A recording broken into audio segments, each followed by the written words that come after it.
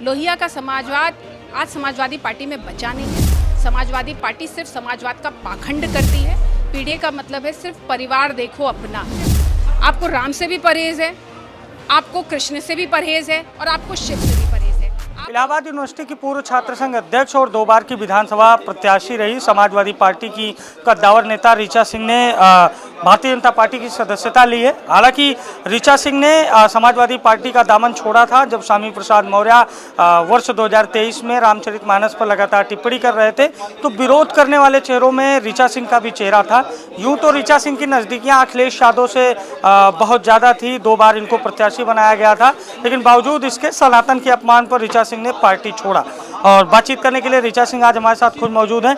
ऋचा जी, Samajwadi party में आप रहीं, प्रयागराज के विश्वविद्यालय की आप छात्र संघ अध्यक्ष रहीं, 2 बार आपने पश्चिमी से चुनाव भी लड़ा। क्या वजह रही समाजवादी पार्टी से आपका निष्कासन हुआ, आपने पार्टी छोड़ी और बीजेपी ज्वाइन करने तक के बीच का घटनाक्रम क्या रहा? देखिए, समय का चक्र बड़ी तेजी से घूमता है। आज वो लोग भी पार्टी को छोड़ के जा चुके हैं जिनको संरक्षण देने का काम, सनातन जब विरोध किया जा रहा था सनातन धर्म का, जो लोग रामचरितमानस को जला रहे थे और जो लोग रामचरितमानस की प्रतियां जलवा रहे थे, माननीय अखिलेश यादव जी, आज उनको उनके लोग छोड़ के जाना शुरू कर दिए हैं। आपने एकदम ठीक कहा कि मैंने 1.5 साल पहले जब रामचरितमानस की प्रतियां जलाई गई थी, जब महिलाओं को खुले मन से अपमानित किया गया था, तो मैंने इस पर मुखर आवाज़ उठाई थी कि हम इस देश में, जो कि सनातन का देश है, जिसके संविधान में लिखा हुआ है कि लोगों की भावनाओं का सम्मान किया जाना चाहिए, ऐसे में रामचरितमानस की प्रतियां जलाने वाले लोगों को महासचिव बना देना, रामचरितमानस का जो लोग समर्थन करें आप उनको अपमानित करें, आप महिलाओं का अपमान करें, और आप समाजवादी पार्टी जो डॉक्टर लोहिया की बात करती है, लोहिया का समाजवाद आज समाजवादी पार्टी में बचा नहीं है। समाजवादी पार्टी सिर्फ समाजवाद का पाखंड करती है। वहाँ पे सिवा परिवारवाद के पीडीए का नारा, आज तो पिछड़ा दलित अल्पसंख्यक के भी वो नहीं रह गए। पीडीए का मतलब है सिर्फ परिवार देखो अपना। अपने परिवार को देखने के सिवा समाजवादी पार्टी के पास कोई विजन नहीं है। समाजवादी पार्टी के पास जनता के कोई मुद्दे नहीं हैं। ऋचा जी, आप पहली महिला छात्र संघ अध्यक्ष रहीं। इलाहाबाद यूनिवर्सिटी के इतिहास में आप पहली ऐसी महिला रहीं जिन्होंने छात्र संघ के अध्यक्ष का चुनाव जीता, वो भी मेन कैंपस का। 2 बार आपको पार्टी ने, समाजवादी पार्टी ने चुनाव भी लड़ाया। अखिलेश यादव से आपके नज़दीकी संबंध, उनके पसंदीदा युवा चेहरों में से ऋचा सिंह भी एक। लेकिन अचानक से कैसे आपका हृदय परिवर्तन हुआ कि अखिलेश यादव का परिवर्तन हुआ?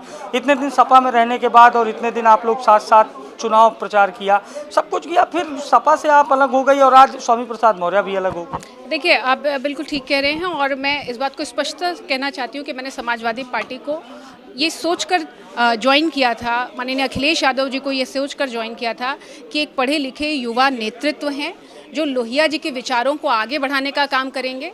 और मैंने पूरी शिद्दत से, पूरी ईमानदारी से समाजवादी पार्टी में पूरी मेहनत की। ईमानदारी से मैं इस बात को स्पष्ट रूप से कहती भी हूँ कि मेरी ईमानदारी में कोई कमी नहीं थी, मेरे समर्पण में कोई कमी नहीं थी। लेकिन जब एक युवा से ये पूछा जाए कि आपकी जाति क्या है, जब एक युवा से ये पूछा जाए कि आप किस परिवार से आते हो, जब एक युवा से ये पूछा जाए कि सनातन धर्म का विरोध जो लोग कर रहे हैं, रामचरितमानस की जो लोग प्रतियां जला रहे हैं, आप उनसे जाकर माफ़ी मांगने का काम कीजिए। जब एक युवा से इस तरीके की बात आपसे कहा गया था कि स्वामी प्रसाद मौर्य से माफी, स्पष्ट रूप से कहा गया था कि रामचरितमानस के स्टैंड पर, जो आपका स्टैंड है, आपको स्वामी प्रसाद मौर्य से माफ़ी मांगनी चाहिए। इसने कहा था अखिलेश यादव जी और पूरी पार्टी की तरफ से मुझसे ये कहा गया कि आप रामचरितमानस पे अपना स्टैंड बदलिए, माफ़ी मांगिए। मैं आपसे के माध्यम से स्पष्ट कहना चाहती हूँ कि मैंने जिस धर्म में जन्म लिया है, मेरी अपनी एक नैतिक आस्था है, मेरी अपनी एक आध्यात्मिक आस्था है, और मैं अपनी आध्यात्मिक और आंतरिक आस्था को मारकर राजनीति नहीं कर सकती। और क्या पहले सपा में ऐसा नहीं था? स्वामी प्रसाद के आने के बाद ही ऐसी सपा हो गई थी? देखिए, ऐसा नहीं है। समाजवादी पार्टी में लगातार जिस तरीके से सिर्फ और सिर्फ एक व्यक्ति की केंद्रित पार्टी होती चली जा रही है, वहाँ सिर्फ एक व्यक्ति के विचार चलते हैं, एक व्यक्ति की इच्छा काम करती है। और ये बात एकदम सही है कि मैंने पार्टी से चुनाव लड़ा और पार्टी से चुनाव लड़ के मैंने बहुत ही अच्छा परफॉर्म भी किया। लेकिन किस तरीके से पार्टी ने एक युवा नेता को जाति के नाम पर अपमानित करने का काम किया, आप महिलाओं को अपमानित कर रहे हैं। आप लोहिया जी की बात करते हैं, लोहिया जी रामकृष्ण और शिव में राष्ट्रवाद को देखते थे, इस देश की आत्मा को देखते थे, और आपने उन्हीं लोहिया जी को किनारे करते हुए रामकृष्ण शिव, आपको राम से भी परहेज है, आपको कृष्ण से भी परहेज है और आपको शिव से भी परहेज है। आप अयोध्या जाना नहीं चाहते? नहीं, शालिग्राम भगवान की तो पूजा की पार्टी कार्यालय में अखिलेश यादव ने। आखिर कब? आखिर कब, जब लोग उनसे सवाल पूछने लगे, आखिर अयोध्या वो क्यों नहीं गए? तो जो व्यक्ति प्रभु श्री राम के दर्शन करने जाने में शर्म महसूस करता है, तो वो लोगों को कैसे अपना सकते हैं जो जिस धर्म में पैदा हुआ उस व्यक्ति को अगर उस धर्म से ही दिक्कत है, और उसके बाद आप जब चुनाव करीब आने लगता है तो आप परशुराम की मूर्ति लगाने लगते हैं, जब चुनाव करीब आने लगता है तो आप शालिग्राम जी की पूजा करने लगते हैं। आप क्यों नहीं स्पष्ट करते कि ज्ञानव्यापी पे आपका क्या स्टैंड, आप क्यों नहीं स्पष्ट करते कि काशी पे आपका क्या स्टैंड, आप क्यों नहीं स्पष्ट करते कि अयोध्या पे आपका क्या स्टैंड है? ये जनता है, ये जनता जानना चाहती है। स्टैंड क्लियर कर, बिल्कुल स्टैंड क्लियर करना चाहिए। और सनातन इस देश की आत्मा है, सनातन इस देश की संवैधानिक आत्मा है। इस देश के संविधान पे रामकृष्ण और सीता जी का चित्र बना हुआ है, जिसको आप स्वीकार करने के लिए नहीं तैयार होते। आखिर कौन सी तुष्टिकरण की मजबूरी है जिसके चलते हम तो कहते हैं आप भारतीय जनता पार्टी समाज के हर वर्ग को, हर तबके को, हर धर्म को साथ लेकर चलने का काम कर रही है, लेकिन जो लोग पीढ़ी का नारा दे रहे हैं, परिवार देखो अपना तक केवल सीमित रह गए हैं, सिर्फ अपना क्या ये संभव था कि छात्र संघ की एक अध्यक्ष को, एक महिला नेता को, एक युवा नेता को कोई पार्टी, समाजवादी पार्टी जैसी पार्टी 2-2 बार चुनाव लड़ाए? क्या अन्य दलों में संभव था? अगर ऋचा सिंह अन्य दल में होती तो क्या एक के बाद एक आप 2 चुनाव हारी और आपको पार्टी ने लड़ाया, तो कहीं ना कहीं विश्वास था अखिलेश यादव के ऊपर, आपके ऊपर? बिल्कुल, मैंने अपनी काबिलियत को स्थापित किया था, मैंने जनता के बीच में काम किया था, जिसके चलते उन्होंने मुझे टिकट दिया। मैं उसके लिए उनको आभार भी व्यक्त करती हूँ। लेकिन उस टिकट के बाद किस तरीके से, देखिए राजनीति जन भावनाओं से चलती है, जनता के मुद्दों से चलती है। अगर हम जन भावनाओं की बात नहीं कर रहे हैं, हम जनता के मुद्दों की बात नहीं कर रहे हैं, आखिर उसी पार्टी को लगातार इस देश की जनता ने बार बार सबक सिखाने का भी काम किया है। तो मैं आपके माध्यम से स्पष्ट कहना चाहती हूँ कि मैं देखिए, मैं छात्र संघ की राजनीति से निकली हूँ।